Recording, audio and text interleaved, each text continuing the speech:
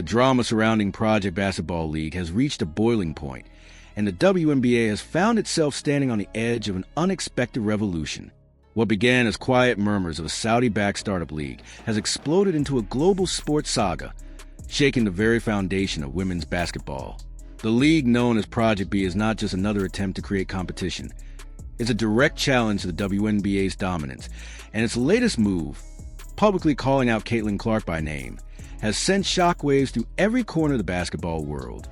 The WNBA has long prided itself on being the pinnacle of women's professional basketball, but Project B has made it clear that it intends to rewrite that narrative with an announcement that promised multi-million-dollar salaries, world-class travel, and global exposure. This new league is dangling an offer too enticing for any athlete to ignore. When the organization described Caitlin Clark as the future of global basketball, it wasn't just admiration. It was a statement of intent. They were daring the WNBA to respond, knowing full well the kind of influence Clark holds. The young superstar isn't just a player. She's a cultural movement, a ratings magnet, and a marketing dream. For Project B, she represents not only talent, but also leverage. Within hours of the announcement, social media erupted. Fans debated, analysts scrambled, and league officials retreated into silence. Behind closed doors, emergency meetings were reportedly called as executives tried to strategize a response. The WNBA had faced challenges before: competing leagues, limited pay disputes, declining ratings, but nothing like this. The Saudis weren't asking for a partnership. They were building a new empire, one fueled by limitless wealth and a promise to elevate women athletes in ways the American system never had. Their $5 billion budget wasn't just a rumor, it was a warning shot. Project B's founders, including former Facebook executive Grady Burnett and Skype co-founder Nicholas Zenstrom, knew exactly what they were doing. They had assembled a dream team of global investors with the resources to launch a year-round league spanning Asia, Europe, and Latin America. The plan was elegant yet ruthless. Operate during the WNBA's offseason, give players financial freedom, and redefine what women's basketball could look like on the world stage. By signing WNBPA President Nneka Agamite as their first major player, they secured legitimacy overnight.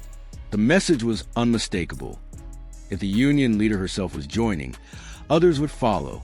Inside WNBA headquarters, chaos replaced confidence. Commissioner Kathy Engelbert reportedly held late-night calls with team owners, trying to maintain unity, while damage control unfolded in real time. The problem wasn't just about losing players.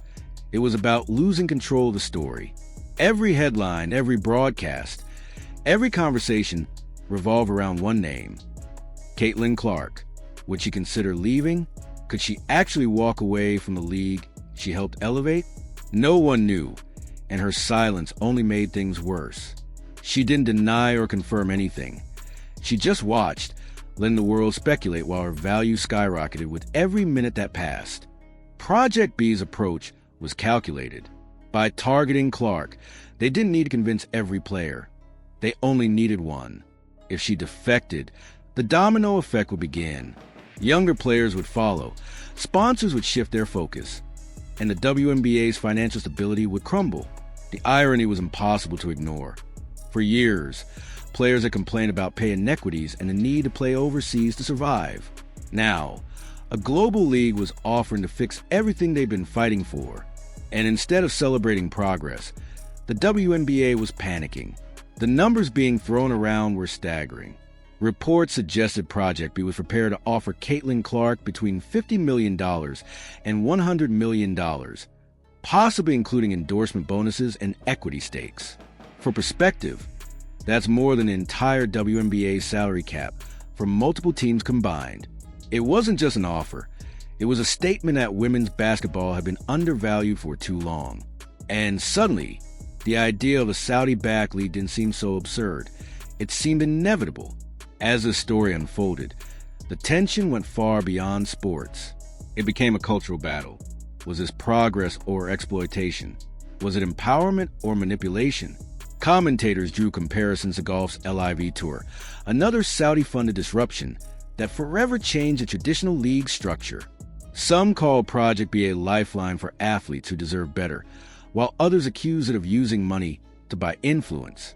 Either way, the WNBA couldn't escape the narrative. It was now on the defensive. Behind the scenes, league officials reportedly began contacting sponsors to reassure them that the WNBA's future was secure. But sponsors weren't blind. They saw the social media trends, the international coverage, the fans demanding better pay for women athletes. Even broadcasters began asking questions about contract renewals. The power dynamic was shifting, and it was no longer in the WNBA's favor. Meanwhile, players quietly started exploring their options. Agents contacted Project B representatives under the radar, curious about what terms were really being offered.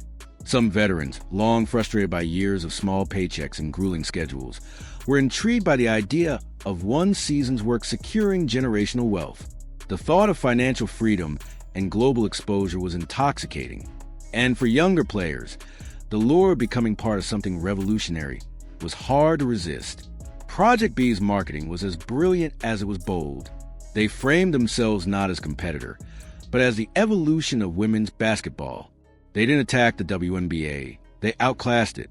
Luxury travel, guaranteed salaries, flexible schedules, and a sense of respect that many athletes felt was missing in the American League. It was the perfect pitch to a generation that values freedom and opportunity over tradition. The WNBA's worst nightmare was coming true. It wasn't just a question of money anymore. It was a question of meaning. What did loyalty mean in a system that had failed to reward its own stars? What did identity mean in a globalized era where borders were fading and opportunities were limitless? As the Saudis made their move, it became clear that this wasn't about basketball anymore. It was about control, culture, and who would define the future of women's sports. The longer Caitlin Clark stayed silent, the louder the speculation grew.